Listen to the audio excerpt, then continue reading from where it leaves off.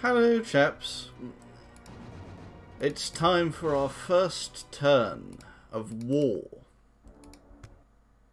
And we actually got caught out with one of our lizard scouts. That's unfortunate. Against the orcs. A giant is taking a mine from us. I wonder where that is. We'll have to check. Oh, it's the halfling giant. We don't care about that. So yes, where was that battle?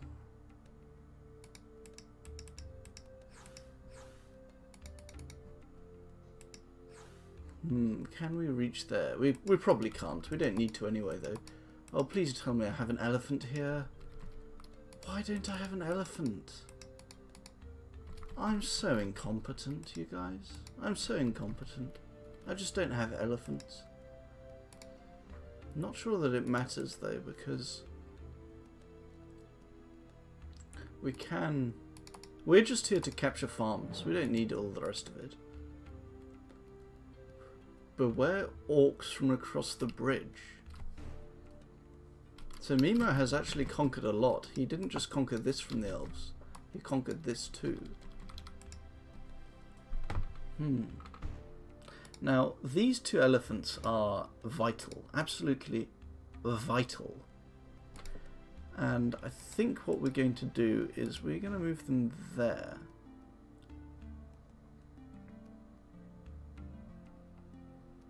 Nah, who are we kidding? We're going to take everyone on this.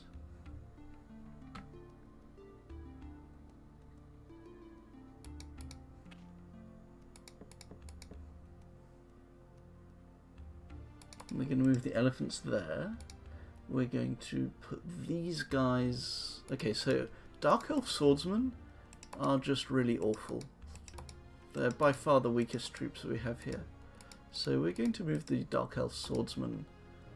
Oh my goodness. They can't even catch up. I don't know what we should do with them. Maybe we should move them back. No, we need to get them killed because they're not very valuable. Not sure what I should do, if I should try to keep this little town garrisoned or not. I'm gonna say not because we need at least... I'm going to try and have 4 stacks here. And what I'm going to do is I'm going to capture this watchtower. Maybe raise it so that he can't use it when he recaptures it. Maybe keep it. And then once I capture this watchtower, I'll think more about what I'm going to do. Either I'll come back down here if I can really challenge the Orcish army, or go across here, or go up here. If I capture this watchtower, it'll give me a lot of options to go south, or this way, or up here.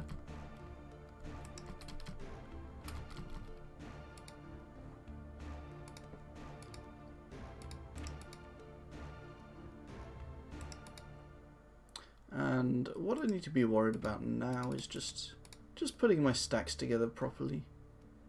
Let's put the darters in here.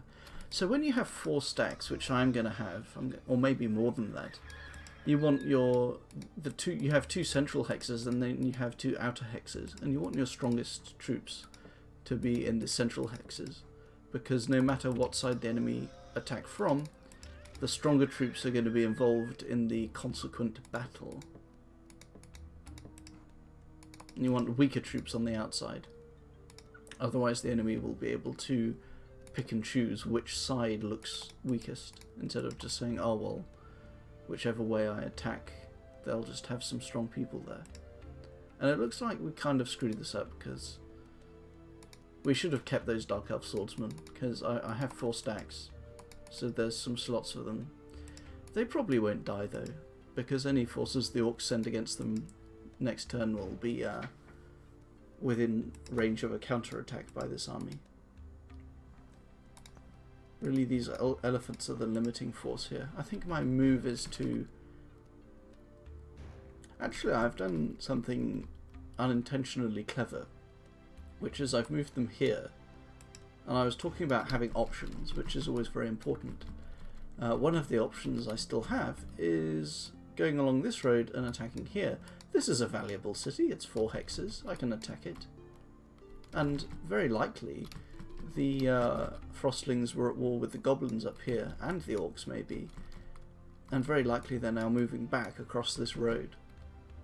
So I probably wouldn't want to fight them, but maybe I can move forward and then they're forced to keep troops here, and then if they attack me I can move back and they're forced to keep an army here while I win battles elsewhere because I have an army of theirs pinned down up here. We'll see.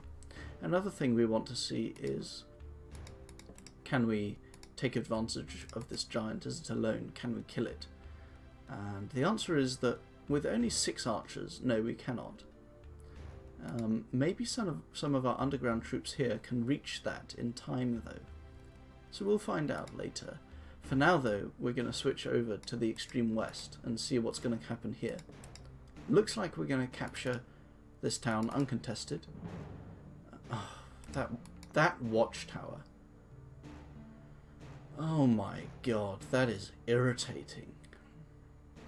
That's really disadvantageous that I control this area but he'll still have full vision. How far does that vision extend? It's 5 hexes away from here. 1, 2, 3, 4, 5, 6, 7, 8, 9, 10, 11, 12. So it can see up to here. So we could station an army here and the watchtower wouldn't be able to see, which is exactly what we want. Oh, and we have to put a garrison in here, otherwise it'll rebel. What do we do with this elephant? Well, we can't really do anything else with it except move it back here. I don't want to leave elephants as the garrison because they're too valuable in capturing new places. I think what I want to use as the garrison in this town is swimming units, because it means I have more options. They'll be able to rejoin the fight possibly by a more efficient route. And it looks like that's not enough to pacify the town. We need some more. That should do it. Enslaved, yeah.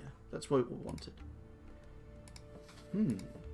Now, I have a couple of options here, neither of which are hugely beneficial in the short term. In fact, we cannot do anything with this town for at least 6 turns.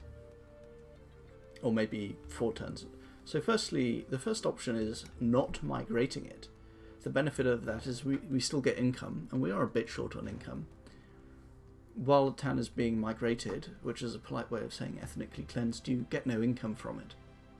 So we could leave it as dwarven, but that means it would be very damaging to us if they recaptured it and could immediately make giants. But that's unlikely because a whole army is there, so... Now, machines, such as the Dwarven Balloon, don't have an alignment, they don't have racial loyalty, because they're machines, of course. So we could install a Dwarven Balloon. Transports in Age of Wonders 1 move units, and when they do so, the units inside them actually don't use up any movement points at all. So, Age of Wonders 1 transports are exceptionally powerful. This isn't as good as an air galley, but it's very strong. We could make our first one in 6 turns. That is tempting. It's very tempting to have a Dwarven Balloon, especially since we have infantry armies that are quite slow. On the other hand, because I just realised our whole armies are low value, all of our troops are level 1 troops, and this carries 5, so it would carry 5 level 1 troops, which isn't enough to do anything by themselves. So it's just not going to be useful. If we had cavaliers or something to put in them, if we had 5 cavaliers, then that would be an incredibly powerful unit. But a balloon that can only carry lower level troops isn't so valuable. And that means that we're just going to migrate it to Dark Elves. And then we'll install a Dark Elf Executioner, which is their elite cavalry, which has life stealing and some other cool perks. Mainly life stealing though. So it'll take 4 turns to migrate to Dark Elves, another 3 turns to install the Executioner, another 3 turns after that to actually train the first one, which adds up to 10 turns. So yeah, that town's not going to do anything for a long time. But it's still worth it. It means that time is on our side, which is untrue for a very long time. For a very long time, time has, for most of this game, time has actually been against us. We got an early lead from this easy capture of the Lisbon domain, and then we squandered that early lead. We didn't invest into high-level troops. Instead, we just spammed level 1 troops, and that means we're on a clock. We want to succeed quickly. We want to exploit our current strength. And then we want to get some late game power maybe, or maybe we just, I mean, we might end up winning this game with executioners in 30 turns, or we might end up being hugely successful much quicker than that. Maybe our tier 1 armies, these masses of Dark Elf archers, will actually be enough to win the game by themselves. We'll just have to see. It won't hurt to have a backup here of some more powerful later game troops. So we're finished here. Oh my god, we're not finished here. I didn't leave a garrison in this town. I'm so incompetent. It's really irritating. Being me is just irritating sometimes. So what do we want to leave there? I think we want to leave penguins. Like I said, they can rejoin the battle once they've finished migrating the place more easily because they can go across the water. And they're also not very strong in a straight up fight. So same story here, we're just going to migrate to Dark Elves. Dark Elves have some of the best tier 1 troops, their archers are just too good. Now here's another tip which I didn't mention explicitly last turn. When you move an army into unscouted territory, don't move your whole army, because you might see something that changes your mind, to put it politely. You should always move one troop first, just to test the waters, just to see. There's no downside to moving that one guy first. It just gives you more options, and you always want more options in this game. That's what chess is all about. You put your chess pieces where you have many places you can move, and you try to maneuver your enemy into having few choices, and that's how you win. Of course, this isn't chess, so sometimes you win because you just have more pieces, or you get a good dice roll or something, but or a really weird spell that you fire off. But it's still important. This forest is irritating. Because we always want to have 3 stacks next to each other. It's the standard big army composition that defends itself very neatly. And we actually can't do that here because we can only move 4 units into this hex. So that's extremely irritating and unfortunate. But, I mean, it's not that weak. Oh my god, I should have moved some of this stack into there. I'm so imprecise this turn. I could have played this a lot better.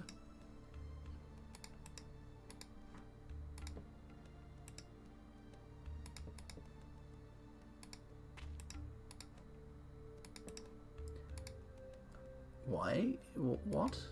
How did I... Okay, so that guy actually has to go, yeah, this elephant actually has to go here. Oh, I screwed up again. Almost. Not quite, but almost. See, this is what I mean. If they attack me at the side, then I could have an 8 stack in the middle to help, but I'll have an 8 stack on the side and a 4 stack in the middle. This is just not perfect, but should still be okay. I highly doubt that the Frostlings have the forces necessary to defeat this army, but if they do, I'll be very irritated with myself. And I think we don't want to do anything particularly overcomplicated with these guys. We just want to move them along.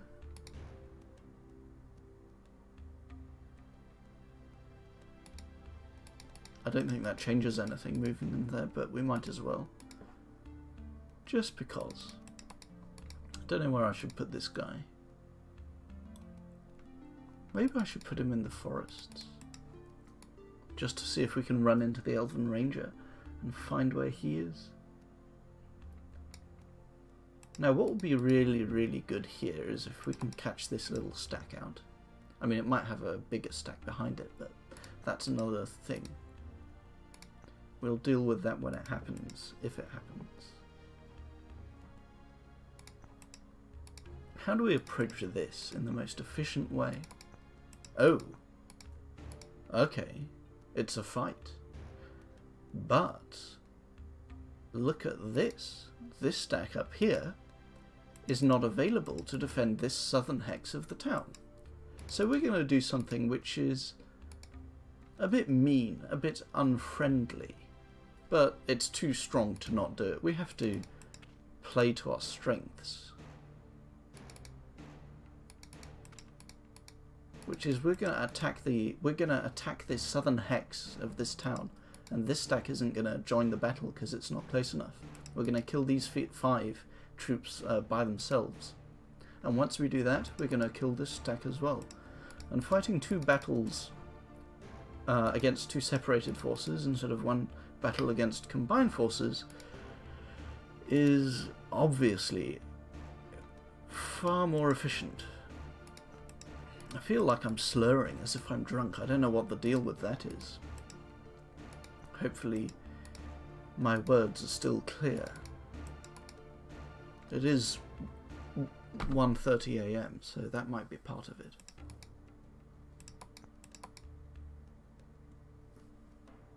And I don't think we can catch this. Let's see. Let's think if we can also catch this this stack afterwards. That might be a bit greedy. I might be better advised to hunker down in the town for a little bit after taking it. So these 3 archers have the 15 movement points required to get here. Everyone here has...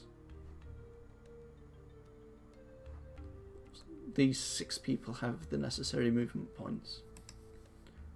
Oh, but we can only fit 8 into this hex anyway. And... yeah, we screwed up there, but... oh, okay. So I think I will want to kill this stack as well. It's a bit risky, but you have to take risks. Actually, you probably don't have to take risks, but it's fun. So we are probably going to take that risk anyway. And that's an undefended town. Which means... see, maybe I shouldn't do anything. This is one of my weakest armies. In fact, this is probably my weakest army here. So instead of charging in with this one, maybe I should await the arrival of my stronger armies from the sides. But that gives the Frostlings more time to prepare and coordinate. Moreover, the Frostlings, giving the Frostlings time, that's what they need. They have vision of me. They know what I'm doing because I'm the one going into their territory and not the other way around. So I think chaos plays to my advantage here, and surprise plays to my advantage, and not to theirs.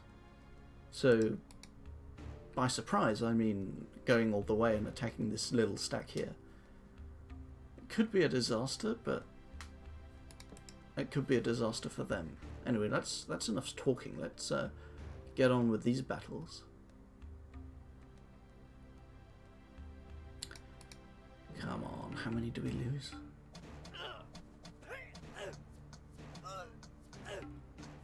It looks like we only lose that archer, I think. I think all of these guys are going to die now. Let's fast forward to the end. So we lost 1 archer. That's fine. It's only an archer. Do you have the movement speed required to take that? Definitely not. We can't reach them, but here's the thing. I'd far rather fight a stack of 4 than allow this stack of 3 to catch up.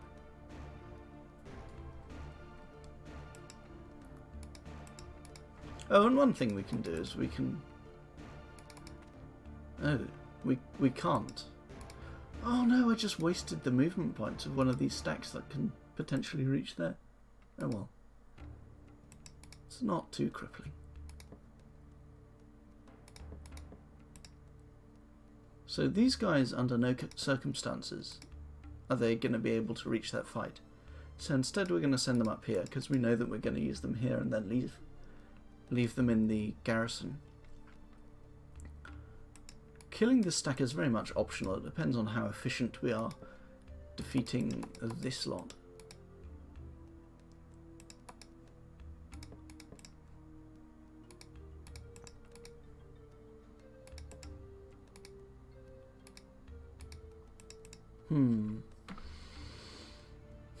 If we attack this stack, who do we actually attack with? Like, we need enough. We can move people here and they'll be in the battle, but we need one person to actually complete the motion into that hex. And oh, okay, we can do it with that. Here's the thing though, if we attack this hex, it's going to be with 8 archers, which means we are likely to take losses.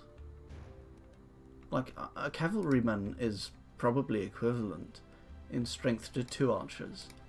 An archer is obviously equal to an archer, and a giant is probably equivalent to 3 archers.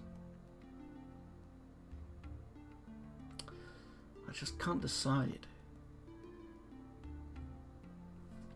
But I think I have such a huge empire, I can produce so many troops as long as I don't end up with these big armies that just drain my treasury so much. So I think the answer is that I think I do want to. The question is, how do I move here and then also move down here?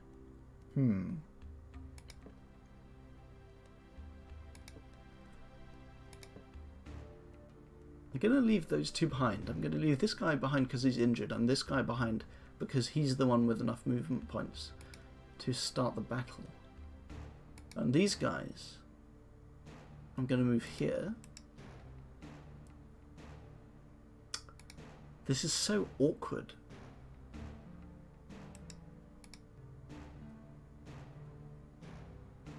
How do I send enough troops to this battle and yet still have enough left over to send here? You know what? The only way I'm going to be able to get troops over here to fight this battle is if I don't put enough people into this battle. It's just biting off more than I can chew. I've already taken a city and I'm going to get 2 good battles here. I don't need to push my luck and be inefficient. Let's just take the slow, steady, efficient option and kill this stack with lots of power to spare. Right, look at that. Let's not faff around down here. Let's just attack these 6 troops with 17 troops. It's a bit unfair, but we're Dark Elves. We're not about fairness. So I did lose a bomber and a Dark Elf archer, but I got 2 silver medals. Silver medals on archers are very valuable. And that's another 2 for 6 trade. Not only is it a 2 for 6, it's against priests, which are slightly more valuable than archers, and much more expensive.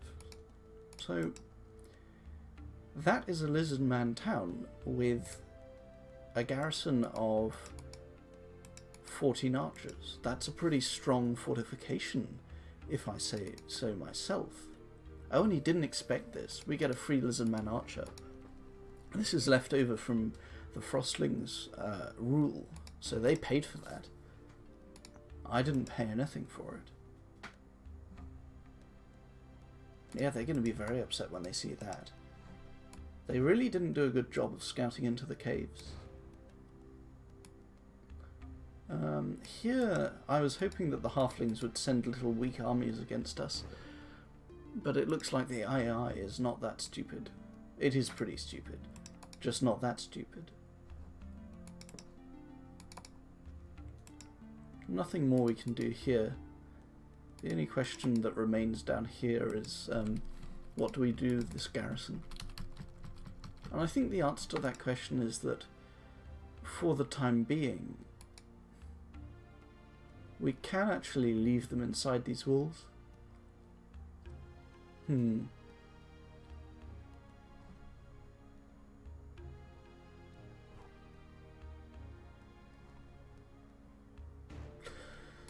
That's kind of lame, to be honest.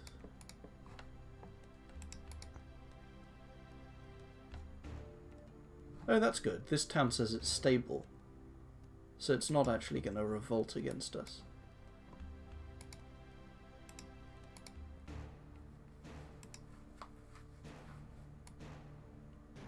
Probably not, anyway. Now, what else did we have? We must have another army lurking around somewhere. I thought I had more.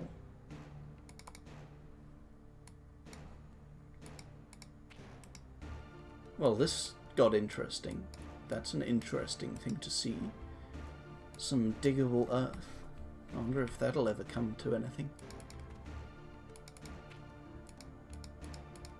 And another question I should now ask myself is, should I move these guards? I think maybe not. Maybe not. Also, should I defend this little goblin town? It's the only one I still have access to. And goblin darters are nice to have. I think I'll try to train one more goblin darter. Just on the off chance that they don't capture it next turn.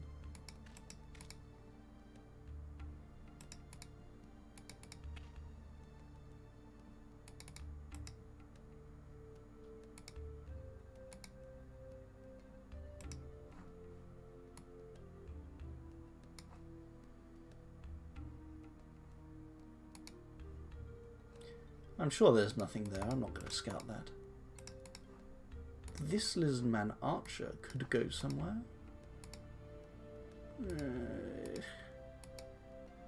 No difference between those two routes.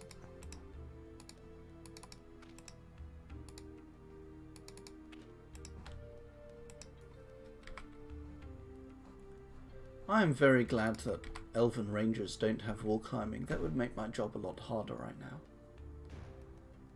So what's going on here? They're amassing giants and siege weapons, which is why I decided to bugger off a little distance and go and attack here.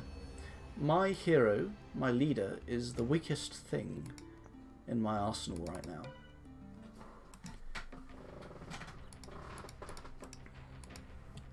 And it's time that we got her some powerful magical weapons and loot and armor, and maybe gave her a little kill or two just to make her a better warrior.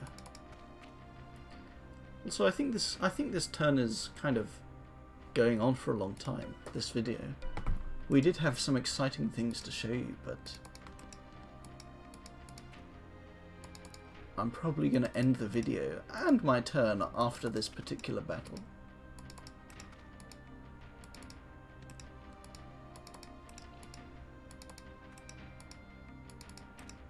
Now, I remember from scouting this with a seduced halfling swordsman that it has undead, 2 powerful greater undead in it, which is why we need to try and stay in formation.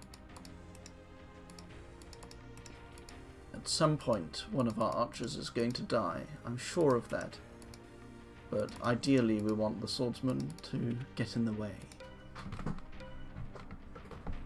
And I think the undead in this crypt probably do have enough attack to strike my leader with her 7 defense. 7 defense is very good, but I don't think it's good enough against what's in this tomb. And I just realised something. Oh yeah, we do have enchanted weapon. So if they have a wraith, we can still fight them. Wraiths are a very well designed unit, a very interesting unit in Age of Wonders 1. Because they don't have physical protection. Ah, I nearly shat myself then. I thought it was attacking my leader. They have physical immunity, so you cannot kill them with ordinary weapons. That's not a wraith, that's a demon, by the way. You have to use enchanted weapons, which is a sorcery spell. Otherwise you're totally out of luck and it can just take a million turns to slowly kill you. And we can't actually web that, because it has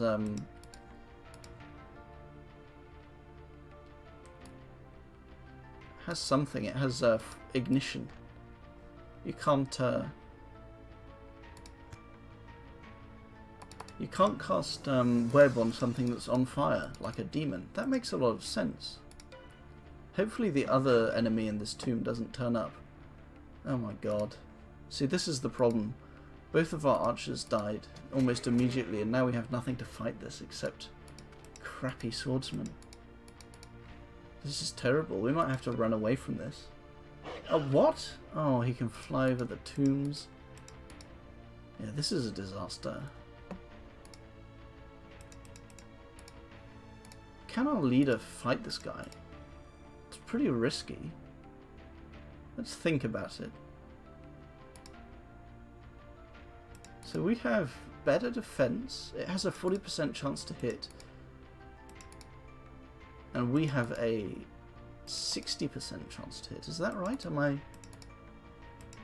Yeah. So we do 50% more hits. We land our hits 50% more. We also...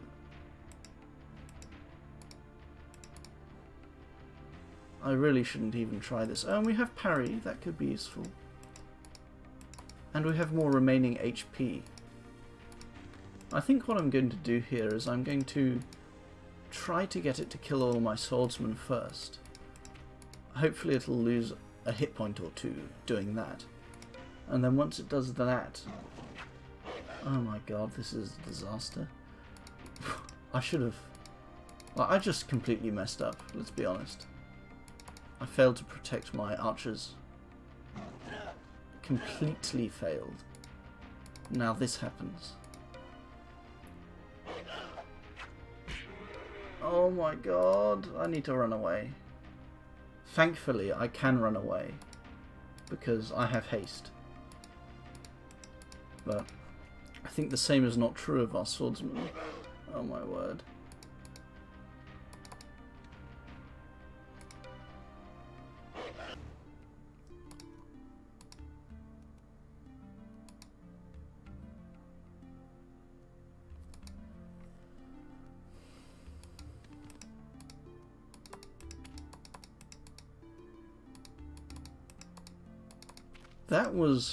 That was extremely pathetic, and I think that's a good way to end this turn. Oh my word. That was just awful. But at least we're beating the other human players, even if we still lose to the computer. Demons are a good troop, by the way.